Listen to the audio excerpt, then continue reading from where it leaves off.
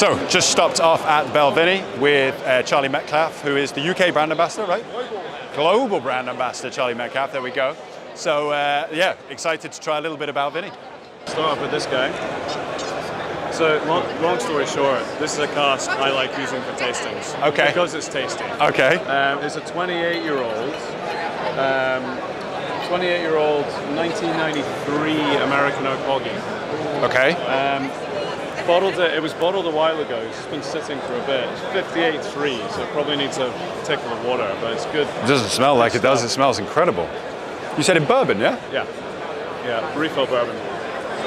Just like a nice, very like house-style example of Balvenie of this age. For sure. They've even written... God, it smells spectacular. They've taken to putting Ambassador cask on the sample labels now. Just like, because I request this one so much. Right. Stop Charlie draining his cask. Yeah, I've drank it all. Oh, here he is. How are you doing? Basically, verging on 30, a cask that Charlie is using for trade shows. So he's basically tapping this cask up, not letting the brand have it, but letting the people have it. He says there's about 50 bottles-ish left, and it's going to be turning 30 soon enough. So he reckons he'll just finish it off in trade shows. And I have to say, it gives you such an appreciation for the brand, you know? Something that you're not really going to be able to try, particularly for the everyman walking around here. You get that poured in your glass, complimentary, nice chat with the global brand ambassador. It's pretty fucking special stuff, you know? It makes you really appreciate Balvenie and the brand. Now he comes back in. What have we got now? A level up, have we? We're trying something pretty bonkers. Okay. So we have 43-year-old. Single cask from the DCS Compendia. Can we get our camera on that? That is some seriously special stuff. This is a pretty crazy dram. Wow. So it's a single cask we picked back in 2016 to be part of the DCS Compendia. It's a very, very unusual cask. So you can see the colour. You'd think it was American oak.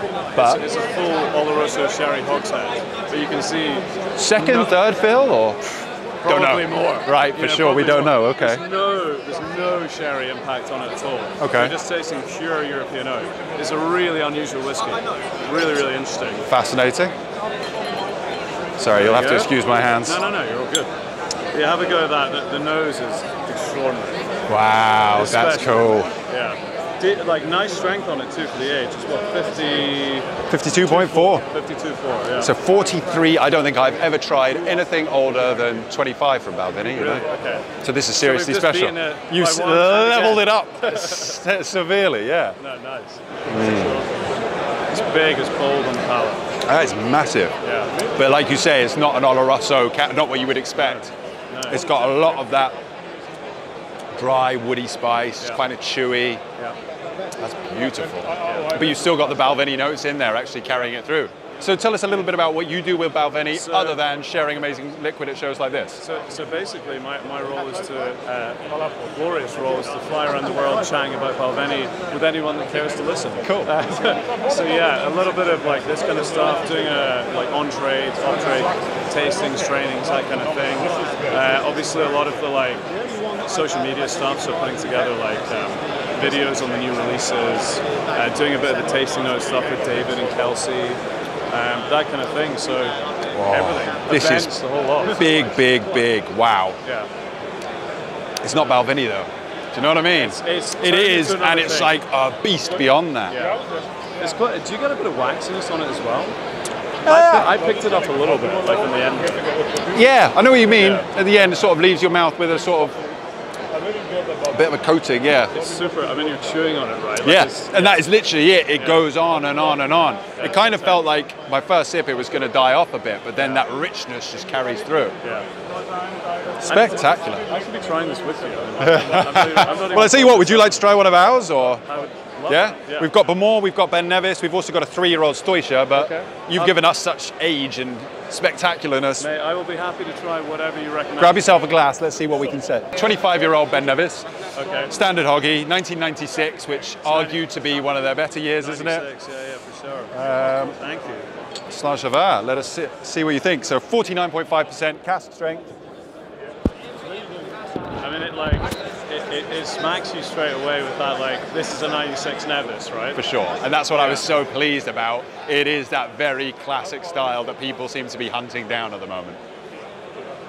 Wow, cheers, thanks for sharing. Slajava, lovely to see you.